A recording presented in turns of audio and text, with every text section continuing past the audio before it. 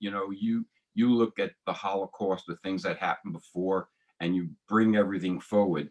Our generation, we look at World War II, and just what you're saying, the people that fought for 4 years, killing or seeing everything, coming home to America, then starting their lives, raising their children, starting businesses, and they all probably had this PSTD that every PT, right? military person has today, but they survived. They went through it. They did it themselves. There was no help for these people.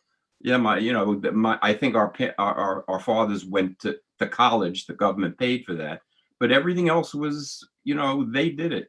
And our generation, once we were gone here in America, that is lost. And I feel the fact that American kids do not serve any time in the military is just a crisis, because you have no feeling for this country unless you have that.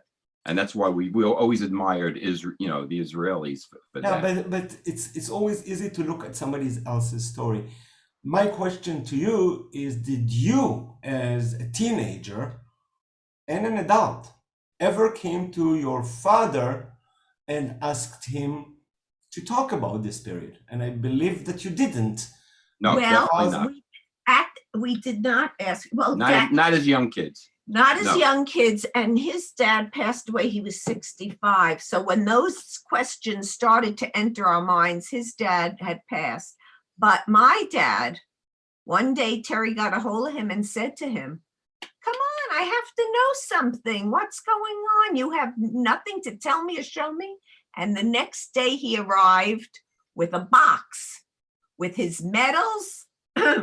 And he remembered numbers. What was his? Yeah, I mean, I knew her father for like 50 years, and after my dad passed, and I knew I didn't get any information out of him.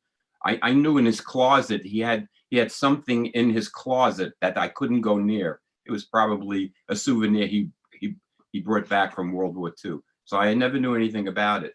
So then Harry, after he retired, he worked for us, and he was in our house a lot, and he would never talk about the war.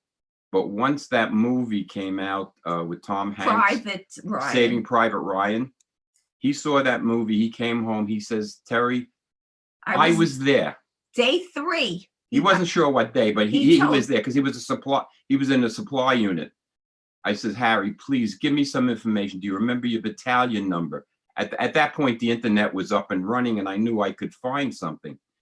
Nothing. And a couple of weeks later, he comes by with a little white box about this big, and he says, "Put this in your safe or your vault." So I open it up. It's battle medals from different battles in Europe that his company was involved in. So I said, "Harry, come on, what is this?" And he starts, opening his computer in his head, and he told me, some battles they were in. I said, "Do you remember the any number, your battalion number, something?" And he comes up with the battalion number. Bop, bop, bop, bop. After all these years, I run to the computer, I type it in, and after a little research, I find that the company clerk of this company that he was in, in those days they would write, the company clerks, they would type everything that they did. They documented everything. Well, the son of this clerk made these things public. And there was Harry's whole itinerary from the day he left New Jersey, went to basic training in Missouri, got on a train, came back to New York, got on the Ile-de-France, the old French, ship that was converted into it, went across to England, trained there, then went across, about 6 days after D-Day. And he went through all these places in France and Belgium where they had battles. And I some of the battle medals, he told me what they were for. And then he says to me one day, and I'm reading this to him, and like it's bringing back all these memories. He says, "Wait a minute, July 28th, I think 2 of my friends were killed. July 28th, 1940, whatever, or 44, 45. Yes, his battalion came under, and two men were killed.